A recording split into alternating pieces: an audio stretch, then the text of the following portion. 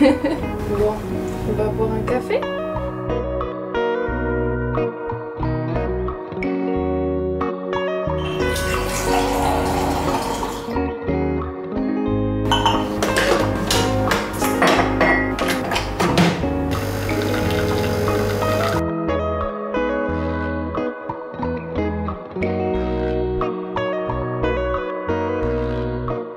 Mais quel bonheur de se lever au soleil, vivre au soleil, et je pense que la vie sur une île, c'est vraiment différent. La vie avec une culture comme on a à Bali, c'est aussi ce qui rend la chose très différente. Il y a une sorte de simplicité qui est vraiment géniale. C'est une chose qu'on retrouve difficilement, je trouve, chez nous, en France, en Europe. Une simplicité de vie, un lieu paisible et une culture ressourçante. Enfin, si t'es déjà venu à Bali, je pense que tu sais très bien de quoi je parle. Good morning l'équipe YouTube, j'espère que vous allez bien. Je vais bien, je me sens bien, je me sens nostalgique, heureuse, stressée, anxieuse, indécise parce que aujourd'hui c'est mon dernier jour à Bali. Et en effet, depuis qu'on voyage, depuis 2 ans, on est parti de Malte et on est pas mal venu à Bali parce qu'on s'y sent bien, parce que on se sent libre, les gens sont géniaux, plein de facteurs font qu'on est bien à Bali. Mais on prend quand même la décision de quitter Bali. Or quitter Bali, on s'entend, on va revenir ici parce qu'on adore être ici. Mais dans cette vidéo, on va travailler ensemble. Oui, mais c'est la première fois que c'est Méline perso qui vous parle et pas que business. Vous avez passé une matinée avec moi où je vais vous expliquer pourquoi je quitte Bali. Aujourd'hui, c'est un très grand jour pour moi et j'ai envie de le partager avec vous. Si tu me suis sur Instagram, tu sais que je suis en train de développer une nouvelle marque, mais différente de ce que j'ai pu faire sur mes autres marques. C'est une marque en co-création avec vous. Donc on va faire un retour sur les nouveaux samples, faire un retour sur le branding, charte graphique, logo, icône. Je dois faire 2-3 feedbacks à mon équipe. J'ai un petit appel aussi. Et ensuite, il faut que je fasse un retour aux élèves de la BWA. Mais globalement, c'est une nouvelle journée. On va aller se doucher, on va aller se préparer. Parce qu'il faut se sentir bien pour ces dernières journées.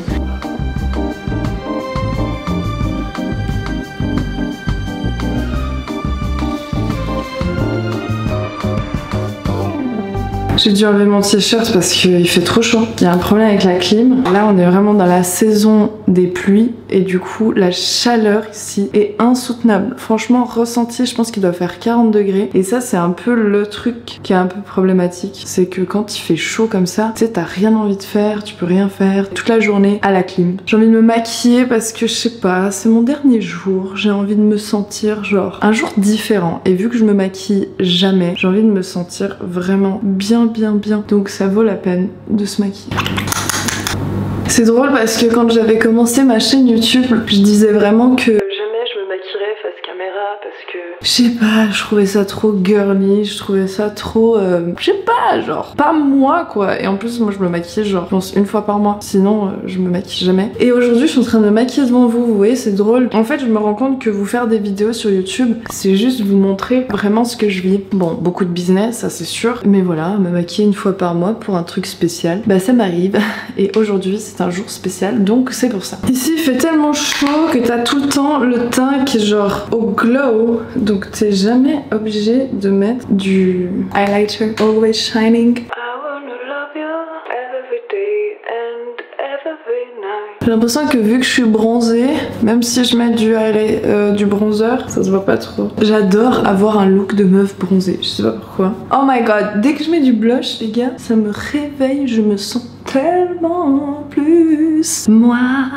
Ça c'est mon pinceau d'uniformité. Genre tu vois avec ça je fais un peu un petit coup partout. Putain, je me dis là, tous les gars qui regardent ma vidéo pour l'habitude que je parle de business, ils vont se dire mais Méline, what's happened to you? Tu fais quoi Méline? Non, ça va les couilles de ton maquillage. Putain, je pense que vous m'avez jamais vu aussi proche. Je me maquille avec le revers de la caméra, sauf que aïe, je me suis fait piquer par moustique. Bâtard. Est-ce que vous êtes en mode ASMR devant ma vidéo?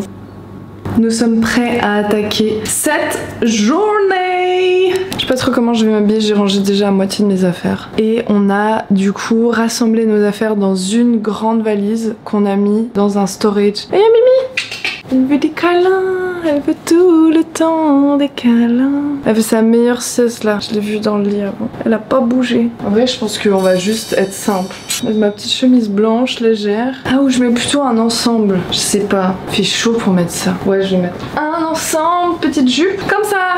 C'est bien. C'est chill. C'est Bali quoi. J'ai soif, j'ai chaud. J'ai tout ce que tu veux. Je vais juste prendre ça, mon ordi, mes lunettes et on va à la cuisine. Viens ma belle. Ouh là là. Climatisation là. Oui, qu'est-ce qui passe hein? Vous savez, quand on est arrivé à Bali, les gens ils nous disaient ouais mais allez pas à Bali, tu peux pas être productif. Et franchement, nous on a toujours été méga productifs à Bali et ça c'était un truc qui nous faisait peur au début, de pas être productif. Mais finalement, on a toujours super bien bossé. Par contre, je pense qu'il a beaucoup aidé, c'est qu'on a toujours pris des logements méga stylés. Et donc, quand t'es dans un endroit qui est stylé, tu loues ton setup, tu sais, t'es posé, tu peux vraiment te mettre dans ta routine. Et c'est sûr qu'après, si t'es dans une guest house et tout, c'est plus compliqué. Après, je te dis ça, mais au début, on est arrivé avec Nathan à Bali. On allait au début dans les coworks parce qu'on n'avait pas considéré le fait de bosser à la maison comme on pouvait le faire à l'époque, à Malte. Et en réalité, autant à la maison que dans des coworks, tu peux être super productif. Ça dépend juste de toi. Pas grand chose à faire ce matin, mais il faut quand même que je prépare 2-3 trucs. Ce soir, après, on fait un petit apéro avec pas mal de potes. Nathan, il était pêché hier le maï-maï. Il a chopé 4 maï-maï. Il adore pêcher. Et du coup, ce soir, on a un cuisinier qui vient dans l'autre villa pour cuisiner. Donc, on va passer un moment tous ensemble. Et demain matin, on va se lever à 3 ou 4 heures du mat parce qu'on a l'avion à 8 heures pour partir en Chine. Je suis trop contente d'aller en Chine. On va faire des choses nouvelles par rapport à la dernière fois. Les amis, première chose sur lesquelles on doit travailler, c'est la marque de hoodie que on est en train de créer. Maëlys m'avait fait 2 propositions de charte graphique. J'avais fait un sondage sur mon compte Instagram sur quel moodboard vous préfériez. Et entre le moodboard 1 et 2, vous avez clairement préféré le moodboard 2. En vrai, clairement non, parce que le moodboard 1, il est à 46% de vote et le moodboard 2 à 54%. Comment est-ce qu'on peut faire un mix de l'un et de l'autre? Parce que le but de cette marque, qui va s'appeler Process, qui va être différente des marques de hoodie. Vous allez comprendre step by step le branding qui va être créé autour, mais j'ai envie que ce soit vraiment une marque, déjà des hoodies super confortables, la qualité elle va être insane, je vais vous montrer l'usine avec qui on bosse, et surtout j'ai envie que les hoodies qu'on va créer, ils respirent quelque chose de très personnel, ok? C'est quelque chose que tu portes avec des petites phrases, des petits jeux de mots, on va faire quelque chose de différent. Et donc la marque va s'appeler Process, parce que c'est en lien aussi un peu avec ce mindset genre business, c'est ma life, c'est important pour moi et c'est ce que j'ai envie de véhiculer au travers de cette marque. C'est le travail, c'est la détermination, c'est le côté du process, parce que entreprendre en réalité c'est qu'une question de process, et si tu me suis tu sais très bien. Ça c'est un hoodie que j'ai déjà conçu mais que j'aime vraiment bien, je veux faire la même qualité et tout. Alors ça c'est le sample de l'usine. En gros l'usine à chaque fois elle te montre des types d'hoodies qu'elle a ou des types de produits et toi tu choisis. Moi j'avais vu la qualité, j'aimais trop. Donc c'est 50% coton, 50% polyester, c'est 300 grammes, donc c'est très épais quand même. J'aimerais qu'on parte sur une couleur beige, vraiment claire, avec cet inspire un peu cocooning. Donc devant, j'aimerais qu'on fasse un truc trust the process, et j'aimerais bien jouer avec des petites phrases comme ça, et du coup hoodie beige et écriture en brune, comme ça. Ça c'est ce que je donne à l'usine si jamais. Genre l'usine, je leur donne exactement ça, comme ça eux ils se basent là-dessus pour faire le sample. Ok, le sample c'est un prototype. Là, j'aimais bien sur la phrase à droite, le futur est grandiose. Et là, alors grandis et ose. Comme ça, on a un petit jeu de mots. Et derrière, là, le capuchon, j'aimerais faire un petit truc qui est noté comme ça en mode quand tu mets ton capuchon. Là, j'ai mis mode confort activé et j'ai demandé que ce soit plus petit que sur la référence. Et là, l'étiquette qui sera à l'intérieur du hoodie. J'aimerais mettre du coup process. Le temps est venu de s'émerveiller, ok? Donc un petit peu des jeux de mots, toujours dans les jeux de mots. Et donc ce moodboard, je kiffe de ouf. Le seul truc je pense où on peut faire un retour, et c'est ce sur quoi je dois bosser aujourd'hui, c'est sur les typographies. Le problème c'est que les typographies comme ça je kiffe de ouf, mais je sais que ça peut être pas très lisible. Ce qui change je trouve surtout c'est un peu la mise en page globale de la charte. Par contre le logo je préfère quand c'est plus gras. Putain les gars, je viens d'ouvrir le Discord. Discord, c'est là où j'ai tous mes élèves, où on communique vraiment avec tout. Genre, les élèves de la BWA, mais vous êtes trop chaud par contre. Genre, je suis trop contente, je vais vous montrer. Donc, hier, moi j'avais vu Dorian. On a Steph qui a fait sa première vente, Shaima qui a fait sa commande, sa première vente, Laura qui a fait aussi sa première vente. Putain, mais presque 100 € la vente, génial. Et Léa, j'ai un souci avec mes publicités, mais déjà 2 commandes. Putain, c'est ouf. Moi, je vis pour ce genre de réussite. Je vous vois tous vous arracher tous les jours pour créer votre marque. À mon avis, 95% des élèves de la BWA qui lancent leurs ads et qui font des ventes. Après, c'est de l'optimisation, c'est de l'ajustement. Mais putain, mais bravo l'équipe. Je suis méga contente. Donc, Léa Suisse, Laura France, Shaima France, Steph France, Dorian France et Clara Suisse. Vous êtes trop chaud. Je vais mettre des flammes là. Moi, dès que je vois un élève qui a des résultats, j'ai l'impression que c'est mon enfant qui a genre réussi son lycée, son bac, je sais pas, genre, je suis tellement émotionnelle de ça. J'adore, je sais pas, ça me rend trop fière. Et en fait, ce que je trouve ouf, c'est que là, vous êtes tous en train de créer des marques qui vous passionnent. Vous créez l'entreprise de vos rêves, la marque de vos rêves. Vous faites quelque chose que vous kiffez. Et ça a tellement pas de prix. Je suis tellement fière de vous. Vous pouvez être tellement fière de vous. Ah, bref, les amis. Aujourd'hui, c'est un jour émotionnel. Je sais pas pourquoi. Il faut se calmer, Méline. Il faut se calmer. Vous savez quoi? On va parler. On va parler. On va se poser. Why I'm leaving from Bali? Pourquoi je pars de Bali? Moi, je suis la meuf. Je vous traduis à chaque fois. Est-ce que je reprends un café? J'aime trop le café. J'ai trop envie de reboire un café. Ce que j'aime avec Nespresso quand je suis en Suisse, c'est que j'ai des capsules de café DK. Et donc, je me sens pas coupable de boire autant de café. J'avais écrit des notes pour moi. Ça fait un petit moment que je réfléchis à ça devenait pesant pour moi. On devait prendre une décision et mettre les choses au clair. Parce que, pour vous résumer, j'ai habité à Malte pendant 3 ans. C'était génial, j'ai adoré, j'étais dans 2-3 appartements. Et avec Nathan, on a commencé à bien voyager depuis maintenant 2 ans. On rêvait de venir à Bali, on est venu à Bali, on a été un peu à Dubaï, on a été un peu en Suisse. Moi, j'ai mes sociétés en Suisse et une société à Dubaï. Et en fait, la question c'était où est-ce qu'on veut vivre? Maintenant, ça fait 2 ans qu'on bouge et faut se rendre compte que en 2 ans où on bouge, genre on bouge. C'est-à-dire qu'on vit avec une valise de 23 kilos et tous les mois, tous les 2 mois, on change de logement. Et en fait, ça te demande de toujours t'adapter. T'es jamais chez toi, tu peux jamais poser tes affaires. Chaque fois, faut repartir. Et au début, quand j'avais envie d'entreprendre, j'avais cette hype. C'était clairement mon goal de voyager, de bouger, d'être libre. Et en fait, je me sens libre, mais je sens que j'ai pas de point de repère, hormis Nathan. En fait, on est l'un et l'autre notre point de repère. Heureusement qu'il y a ça. Sur les 3 pays où on était, la Suisse, Dubaï et Bali, on était là, ok, il y a des avantages, des inconvénients. Moi, je suis très famille, genre j'aime ma famille, j'aime les voir. Et Bali, c'est loin. Je me dis là, si j'ai envie d'aller voir ma grand-mère, genre 1 à 2 semaines, bah je vais pas aller 1 semaine en Suisse depuis Bali parce que je vais faire 24 heures de voyage, je vais être méga fatiguée. Genre, tu peux pas autant bouger. Et les gens qui sont à Bali, globalement, restent quand même vachement à Bali. Bali m'a apporté des choses. Professionnellement et personnellement, je peux pas vous expliquer. Mais tout ce que j'ai voulu, je l'ai demandé, je l'ai manifesté et j'ai l'impression que Bali me l'a donné en x2, en x3. Alors est-ce que c'est un effet cumulé avec tout ce que je travaille et tout ce que je fais? Quoi qu'il en soit, j'aime Bali, j'adore être ici et je reviendrai. Genre je reviendrai tous les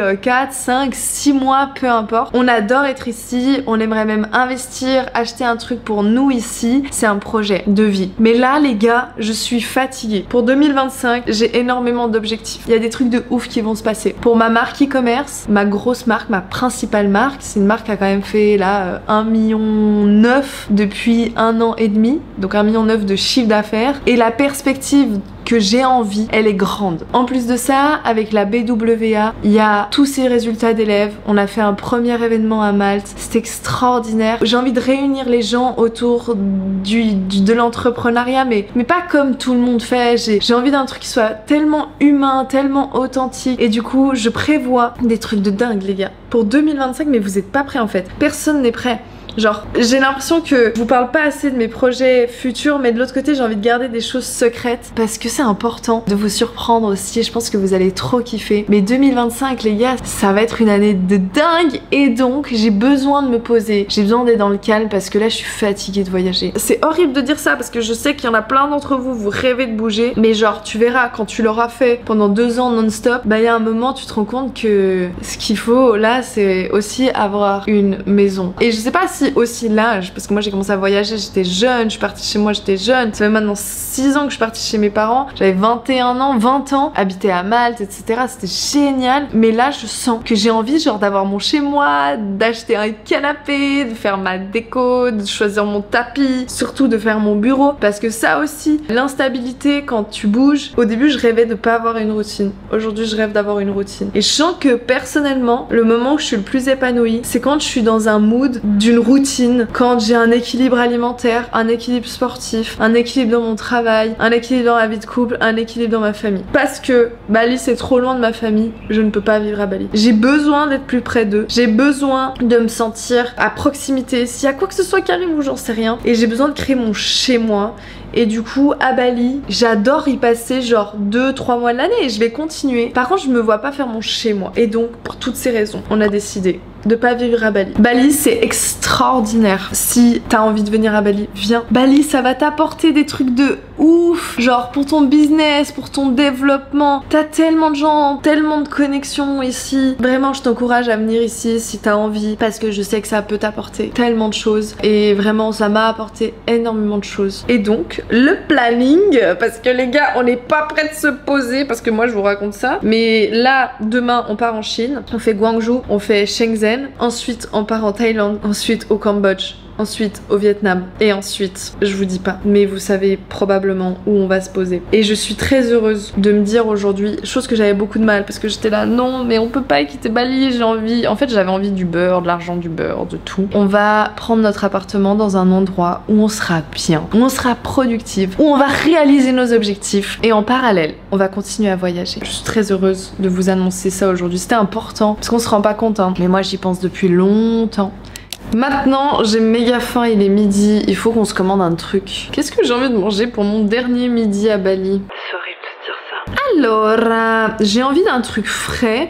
Ça c'est pas mal. Un petit jus frais, c'est sûr. Ça, je sais pas pourquoi, j'adore les jus verts. En soi, c'est pas très esthétique de boire des jus verts, mais je sais pas pourquoi, je kiffe de ouf. J'aime trop ce goût un peu céleri et tout. Oui, t'inquiète. Même si je mange en commandant, je suis obligée de mettre dans de la vaisselle. Je me suis pris un petit porridge avec lait d'avoine, chia et confiture de mangue. C'est vraiment très très bon. Et lait de coco. C'est ça qui t'intéresse toi. Copenhagen. Ah les gars, ça c'est trop de la folie. Vraiment j'adore. C'est le meilleur croque-monsieur ever. Attends, c'est bon hein. Jambon, fromage, moutarde. La moutarde elle est méga forte. Mon dernier repas de midi à Bali, un croque-monsieur. Il y en a ils se diraient mais tu me fous avec ta clope. Il y en aura qui se diraient se faire des restos de ouf. Moi je mange un croque-monsieur avec Mimi là. Bah c'est trop. Si mon père verrait ça, il me tuerait. J'ai un chat en Suisse, Booba. Il me manque profondément. Vraiment beaucoup. En Chine, là, il y a un truc qui va arriver. J'avais fait des vlogs de Chine. À l'époque, dans le e-com, des gens qui travaillaient avec la Chine, c'est pas pour me jeter des fleurs, mais absolument personne n'allait en Chine. Et quand je suis du coup allée en Chine, je pense que ça fait pas mal de bruit. Et probablement, si tu me connais aujourd'hui, c'est aussi peut-être dû à mon voyage en Chine. En effet, c'était un petit peu nouveau, où je montrais les usines, ce qui se faisait, ce qui était bien, ce qui était pas bien, etc. etc. Et donc là, ce qui est ouf, c'est que je retourne en Chine et il y a vraiment des trucs de ouf qui arrivent. Première chose qu'on va faire à Guangzhou, c'est qu'on va aller voir l'usine pour le prototype. Là, le hoodie que je vous ai montré, j'ai lancé en prod.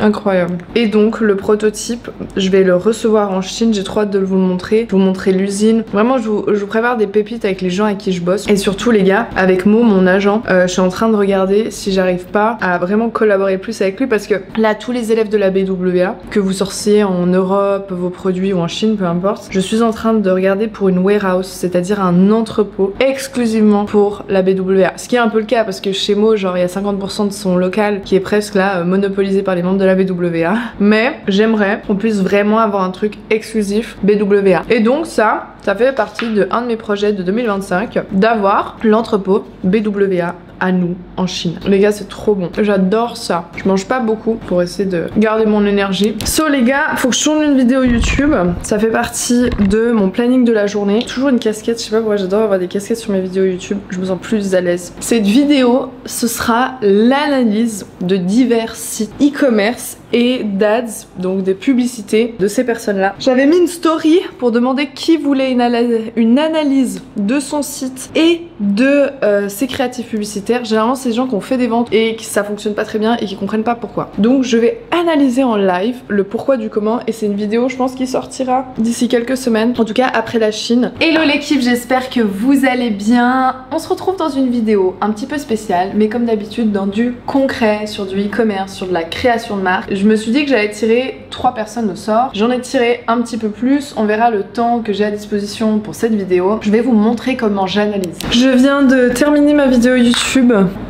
Yes, hello! Yeah, I just packed my stuff and I'm going. Thank you. You're welcome! Il va commencer à pleuvoir, j'ai l'impression. Donc je vais vite packer mes affaires. On va rejoindre les gars dans l'autre villa. Comme ça, on va se faire un petit apéro. Je crois que Jonathan voulait faire un apéro au bord de la piscine, mais s'il pleut, ça va être difficile. Hein.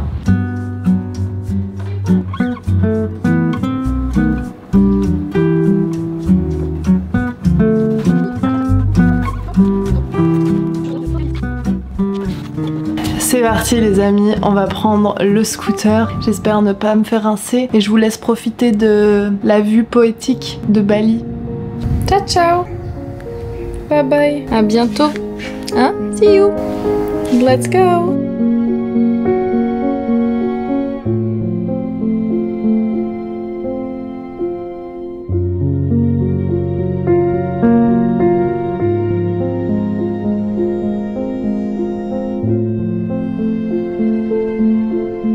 Bon l'équipe, on est à la fin de ce vlog et je crois que c'est la première fois que je vous parle plus de moi, de mon ressenti. J'espère que vous avez apprécié passer ce moment avec moi parce que moi oui. Aussi, moins de business et plus de Méline. Je suis très heureuse de vous partager mon ressenti. J'ai cru que j'allais pleurer sur mon scooter quand je pensais que j'allais partir de Bali. On va partir pendant longtemps, on va revenir.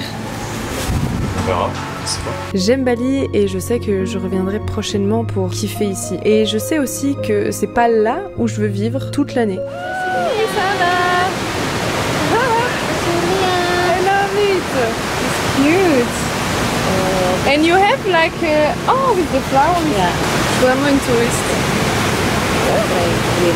Drink? Oh that's cute!